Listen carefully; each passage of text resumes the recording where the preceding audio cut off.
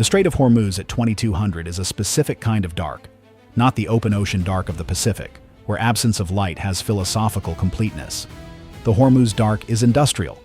The amber glow of Bandar Abbas to the north. Refinery flares throwing orange smears across the cloud ceiling. Tanker running lights cued in the separation scheme like slow lanterns in a procession that never ends. 21 nautical miles between the Iranian coast and the Omani headland at Ras Masandam, and through that gap, every day, every night, passes roughly a fifth of the world's oil supply. The Strait does not care about geopolitics. It has a job. The navies operating in it have theirs. The geometry of that arrangement produces, regularly, exactly the kind of situation that watch officers log and analysts study from offices not located in the Strait of Hormuz at 2200 hours. The IRGCN base at Bandar Abbas had been active since 2030. 14 fast attack craft, Seraj and Tir-class vessels, 12 to 16 meters, 40 to 55 knots, armed with heavy machine guns, RPG launchers, and C-14 anti-ship missiles on 6 of the 14, had been loaded, fueled, briefed, and dispatched in 2 groups timed to converge at a central strait position at approximately 2240. The planning was built on commercial AIS data updated 3 hours prior, showing USS Bataan's amphibious ready group inbound to the Gulf. The IRGCN surface warfare commander had drawn 2 converging red arrows on his map, which is how military planning looks when it is going well, and also how it looks immediately before it meets the specific friction of reality. He had briefed his commanders with the gravity of someone who believes the next 2 hours will appear in Iranian naval history. He had poured tea. He had waited. The plan was tactically coherent within the IRGCN doctrine for fast attack swarm operations, which is not stupid. Individually, a 12-meter speedboat with an RPG is not a serious challenge to a naval task group. In doctrine, this is acknowledged. The doctrine's answer: send enough of them. Saturate the geometry, create overlapping approach vectors, complicate the firing solutions. On a whiteboard with arrows and timing diagrams, it is a reasonable framework. 14 boats from northeast and southeast at 50 knots. The arrows on the commander's map looked decisive. He had reviewed the plan several times and been satisfied each time. USS Bataan was at this moment proceeding through the Strait's eastern approach at 11 knots. A Wasp-class amphibious warship, 257 meters long, 41,000 tons, and resembling, from the perspective of a 14-meter speedboat, approaching at night. A large gray office building that someone had placed in the water and told to proceed on course. 2 phalanx CIWS mounts, 2 rolling airframe missile systems, an aviation detachment of MH-60S helicopters, and a V-8B Harriers. USS Bataan had been in the Strait before.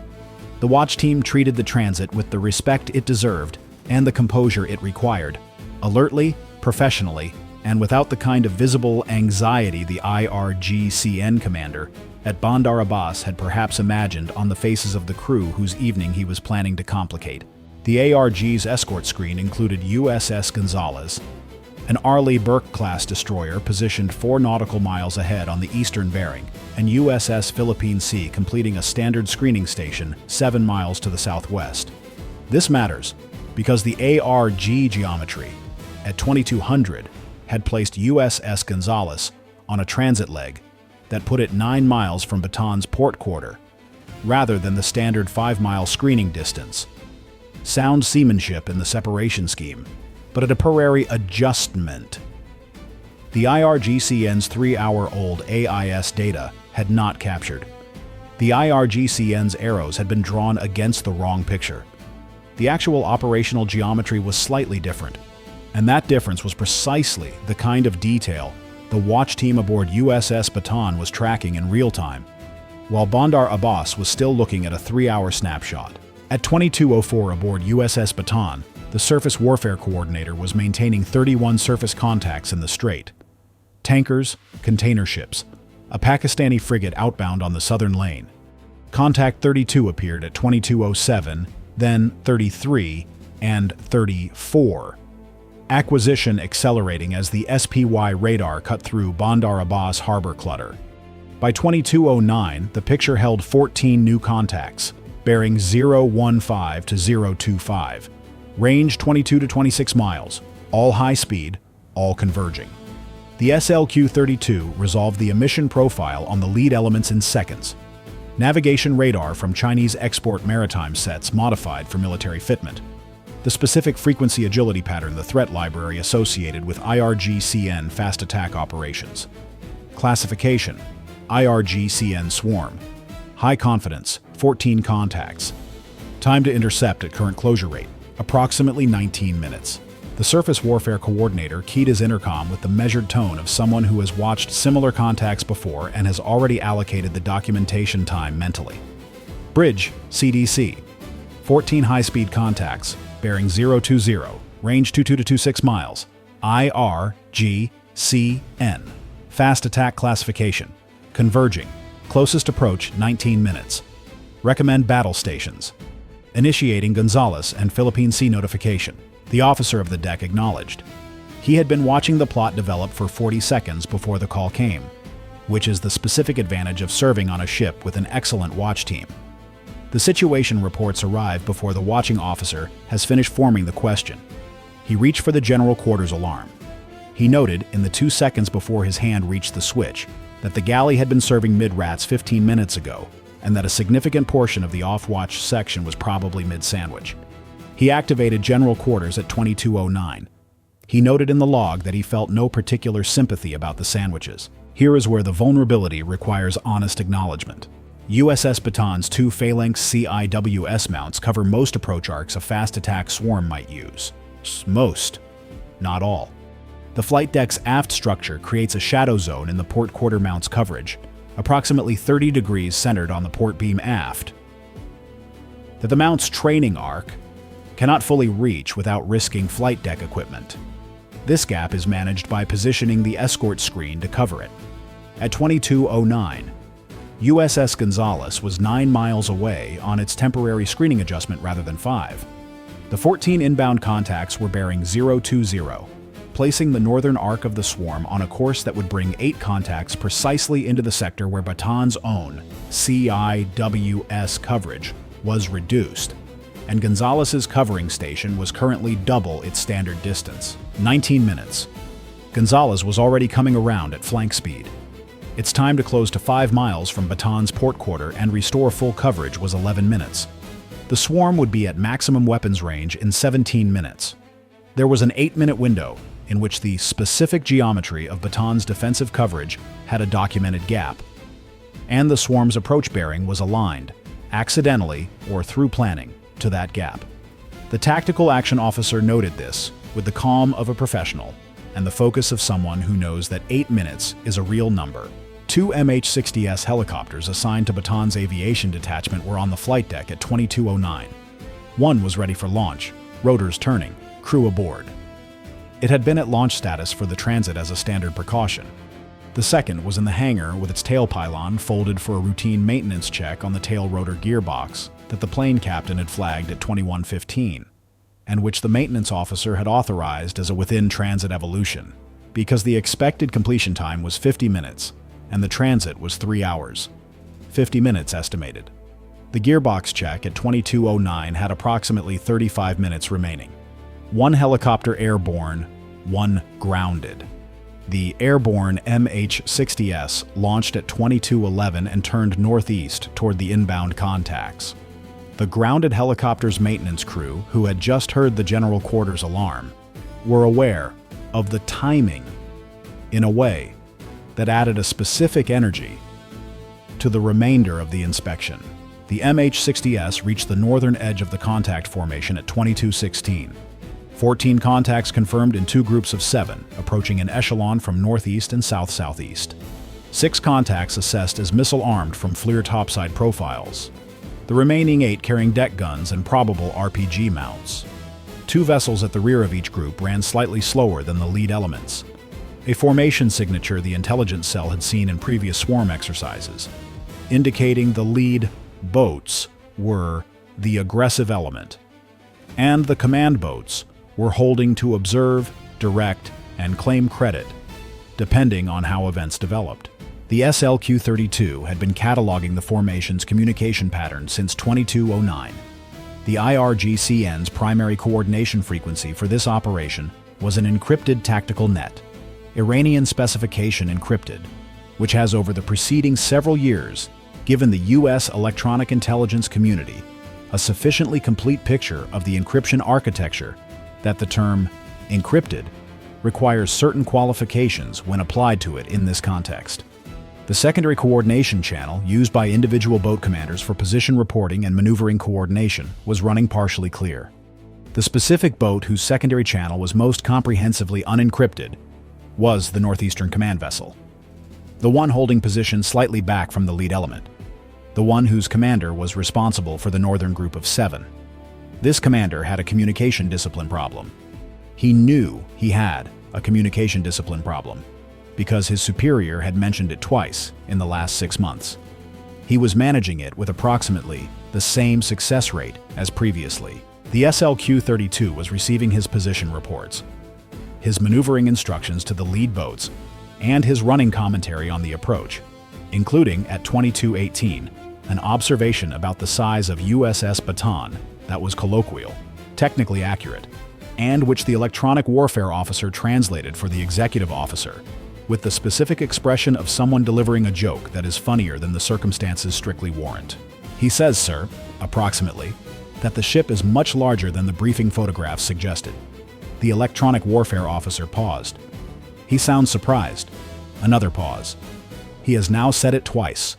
The executive officer looked at the FLIR feed from the MH-60S, which showed 14 fast-moving white heat signatures arranged in 2 converging groups, approaching a contact that their own helicopter's camera was framing from above. USS Bataan, 257 meters of illuminated flight deck, 403 feet of freeboard visible against the dark water. It did look, from 14 flyer screens in 14 fast attack cockpits, considerably larger than briefing photographs typically convey. Briefing photographs are taken from eye level, on land, at the kind of range that makes a warship look like an impressive but manageable object. The strait at night, with the ship's navigation lights and flight deck, lighting visible at 12 miles, conveys a different impression entirely. The executive officer considered this. Tell me when he says it a third time, he said, and went back to the tactical picture. USS Gonzalez closed to 5 miles at 2217, restoring full escort coverage of Bataan's port. 2 minutes ahead of the projected window closure. The SPY-1D aboard Gonzalez had had the contact picture since 2209 and had been computing engagement solutions continuously since classification was confirmed. At 2217, with Gonzalez back in screening position, the defensive picture was geometrically whole. The tactical action officer noted this in the log, with the 2-word entry that experienced watch officers use when a developing problem has resolved through professional execution rather than luck. Screen restored. He did not add commentary. The log format does not accommodate commentary, and he was not the kind of person who adds commentary to a log. The overmatch dilemma presented itself at 2219, the most expensive comedy the Strait of Hormuz produces on a recurring basis. USS Gonzalez carried SM-2 extended-range missiles, $1.2 million each, Mach 3.5, 9G terminal maneuvering. Guidance sophisticated enough to intercept aircraft at the edge of the atmosphere. The 14 incoming contacts were 12-meter fiberglass speedboats. Deploying SM-2 against fast attack craft is the naval equivalent of using a diamond-tipped surgical scalpel to open a cardboard box. Functional, profoundly ill-matched, and producing an expenditure report the type commander would review, with the specific expression of someone asked to sign something they find personally offensive. At one point, $2 million per round, 14 contacts with SM-2 represented $16.8 million against hardware worth a collective $4.2 million. Somewhere in the 5th Fleet Comptroller's office, a spreadsheet was preemptively distressed. The tactical action officer had a better option, and he had been holding it since the contacts closed to 15 miles. The embarked MH-60S, now in a holding orbit above the northern group, and USS Gonzalez's 5-inch gun, which can engage surface contacts at 12 nautical miles with a round that costs approximately $1,400 and does not require a quarterly budget justification for each employment. The graduated response framework, warning communications first, then MH-60, S show of force, then 5-inch employment against lead elements if required, SM2 and RAM as final defensive layers, was established in the operation order and had been reviewed in the pre-transit brief. The tactical action officer ran the sequence. It was his first time running it against a real formation rather than a tabletop. He found it worked approximately as well as the brief had described, which is the specific satisfaction of good planning. Meeting live execution. At 22:21, USS Bataan's bridge transmitted the International Bridge-to-Bridge warning on Channel 16 and the designated IRGCN monitoring frequency simultaneously. The message, delivered in English and Farsi, identified USS Bataan and its escort as vessels transiting in accordance with international law, noted the approaching contacts, and stated that any vessel closing to within 5 nautical miles without authorization would be considered a navigational hazard and responded to accordingly. The bridge-to-bridge transmission on Channel 16 is received by every vessel in the strait with a working radio. The tanker captains in the separation scheme heard it. The Pakistani frigate outbound heard it. Every one of the 14 IRGCN fast attack commanders heard it. The Northeastern Command Vessel's commander, whose secondary channel the SLQ-32 was still receiving clearly, heard it and made a comment that the electronic warfare officer translated for the executive officer at 22:22 as an assessment of the situation that suggests he is reconsidering the original timeline. The executive officer said, "Log it." At 22:23, the MH-60S descended from its holding altitude to 500 feet and made a direct overflight of the lead element of the northeastern group at 200 meters lateral separation, a maneuver designed to be visible, audible over the boat's engines, and photographed by the FLIR system documenting the crew's reactions. The reactions, as documented in the post-incident imagery, ranged from upward-looking concern to immediate speed reduction. The lead boat of the northeastern group reduced speed from 46 knots to 31 knots. The boats behind it, maintaining visual station on the lead, reduced speed to match. The geometric compression of the formation, as the rear boats closed on the suddenly slower front element was, in the FLIR image, briefly aesthetic. 14 heat signatures suddenly bunching from a disciplined attack approach into something that resembled, from 300 feet above, a confused school of very fast fish encountering an unexpected current. The 5-inch gun aboard USS Gonzalez fired 2 warning rounds at 22:25, not at the formation, but 300 meters ahead of the lead contact's projected course, producing white geysers visible at 8 miles in the dark. This is what the rules of engagement classify as a graduated warning measure. It is also, incidentally, a sound that carries across open water in a way that tends to clarify the situational picture for anyone within earshot. The Northeastern Command Vessel's commander, whose secondary channel the SLQ-32 had been monitoring continuously, said something at 22:25 that required no translation, because it was followed immediately by a speed reduction to 18 knots and an alteration, of course, to the northeast. The SLQ-32 operator noted the timing of the transmission against the geyser's appearance and wrote in his collection log, "Causal relationship assessed as high confidence." This was, as collection notes go, economical. By 22:28, all 14 contacts had reduced speed below 20 knots and were on courses between north-northwest and north-northeast. The northeastern group was opening range. The southeastern group had not continued its approach after the warning rounds. It had slowed at 22:25 simultaneously with the northeastern group, which told the intelligence picture something about the command network's ability to disseminate orders rapidly, and something about the Southeastern Command Vessel Commander's personal enthusiasm for continuing the approach without the Northeastern Group. Both things were logged. The MH-60S maintained its orbit, documenting the withdrawal. The SLQ-32 continued collecting.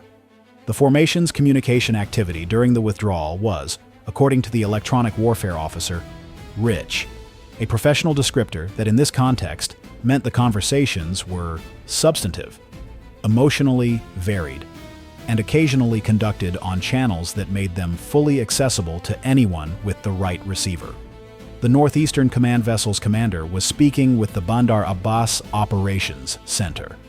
The tone of the exchange was, in the electronic warfare officer's assessment, not consistent with a mission debrief going well.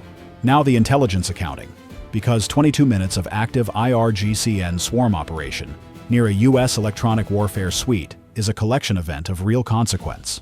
The SLQ-32 compiled a complete electronic order of battle update across the engagement. Individual navigation radar emission profiles for all 14 contacts, 6 matching known strait signatures, and 8 representing new entries. The command network's encrypted tactical frequency was active throughout, while full decryption was a task for the signal's intelligence chain. The metadata alone gave the intelligence cell a detailed picture of IRGCN swarm, command and control, in live operation. The Northeastern Command Vessel's unencrypted secondary channel provided a real-time commentary on the swarm commander's decision cycle. Specifically, the inflection point at which his assessment shifted, from confident to reconsidering, precisely timed against the MH-60S overflight. This confirmed the close air presence range at which IRGCN lead boats reduce speed, previously estimated, now measured. The difference between an estimate and a measurement in targeting terms is the difference between a planning assumption and an operational fact. The formation geometry itself was photographed and compared against previous IRGCN swarm exercises. The Northeastern group showed tighter lateral spacing than documented before, a doctrine update, or an individual commander's decision. The Southeastern group matched established patterns. This asymmetry occupied an analyst for 2 hours on Thursday and produced a note about how current the IRGCN's doctrinal update dissemination actually is. Intelligence is sometimes a story about what 2 groups of boats did differently on a Tuesday night. It is not less useful for being small. The money picture on this operation is, as always, instructive. 14. IRGCN Fast Attack Craft. Fuel for a round trip. Bandar Abbas Transit. Crew operational pay. The coordination overhead of a 2-group, 22-minute live swarm evolution represents an investment of approximately $55,000 to $80,000 in direct operational costs, depending on how Iranian military accounting handles the C-14 missile warhead certification process that was part of the pre-mission preparation for the 6 armed contacts. Call it $75,000 total. The operation's objective, as briefed in the Bandar Abbas operations room, was to demonstrate IRGCN presence, assert Iranian sovereignty over the strait's northern approach, and generate footage of an American warship responding to Iranian pressure. The footage was generated. The MH-60S's own FLIR documented the encounter in full, and a camera aboard the Northeastern Command Vessel had been running the Furau. The IRGCN would have photographs of USS Bataan from 800 meters. They were excellent photographs because USS Bataan is an excellent subject from 800 meters. They were not photographs of USS Bataan altering course, or reducing speed, or making any change whatsoever to its transit parameters. USS Bataan had maintained 11 knots on its intended track from the moment the contacts appeared on scope to the moment the last contact recrossed the 12-mile boundary and was no longer of immediate tactical interest. USS Bataan's cost for the evening. Battle stations for 1 hour 11 minutes at $65,000. MH-60S sortie at $18,000. 2 5-inch warning rounds at $2,800. Intelligence processing at $150,000 in analyst time. Total, roughly $235,000. Intelligence return per the Theater J2 quarterly assessment. 8 new vessel fingerprints for the Strait Threat Library. Confirmed swarm. Command and control. Threshold data. Updated formation geometry. And the Northeastern Command Vessel's commentary. Described by the collection team as operationally valuable and personally colorful. Collection value estimated at $3.1 million in equivalent cost. The IRGCN spent $75,000 to prompt the U.S. to spend $235,000 and collect $3.1 million in IRGCN IRGCN, operational intelligence. As asymmetric cost imposition strategies go, this one ran in the wrong direction. At 2347, the IRGCN Operations Center at Bandar Abbas sent a transmission to the Iranian Ministry of Defense Communications Directorate. The content of this transmission was not available to the U.S. intelligence community at the time of the initial after-action filing. The content of a similar transmission from a previous Strait Swarm incident, collected through separate means and partially decrypted, had included a request for guidance on how to characterize the operation for public affairs. Purposes in a way consistent with the leadership's expectations. The U.S. intelligence community assessed, based on this precedent and on the timeline between the swarm's withdrawal and the IRGCN operations center's outbound transmission, that a similar consultation was underway. The assessment was noted in the after-action appendix with the measured confidence language that intelligence assessments use when they are probably right, but not yet confirmed. Iranian state television led with the IRGCN item at 7 o'clock. Footage showed fast attack craft at speed. Genuinely impressive, because the boats are fast, and the night vision photography was well produced. A senior IRGCN officer described the operation as evidence of Iran's readiness to defend its sovereign waters. The broadcast mentioned USS Bataan twice, noting the American vessel had been observed. It did not mention that USS Bataan completed its transit at 11 knots without a single course change. It did not mention the warning rounds. It did not mention the Northeastern Command Vessel Commander's twice-repeated observation about the ship's dimensions, or the second channel transmission at 2225 that preceded the speed reduction by 4 seconds. These omissions were editorial decisions made by professionals who understand that state media's most important work happens in the space between what occurred and what is broadcast. The grounded MH-60S was certified mission-capable at 2331.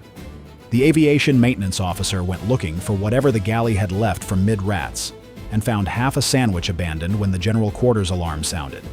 He ate it. He did not know whose it was. He decided this was not information he needed. The gearbox was certified. USS Bataan was through the strait and in the Persian Gulf at 11 knots on its intended track, as it had been at every point during the preceding 2 hours. Behind them, the Strait of Hormuz was doing what it always does: moving oil, moving ships, and waiting for the next time someone draws converging red arrows on a map and expects them to work differently than they did the time before. Bye for now.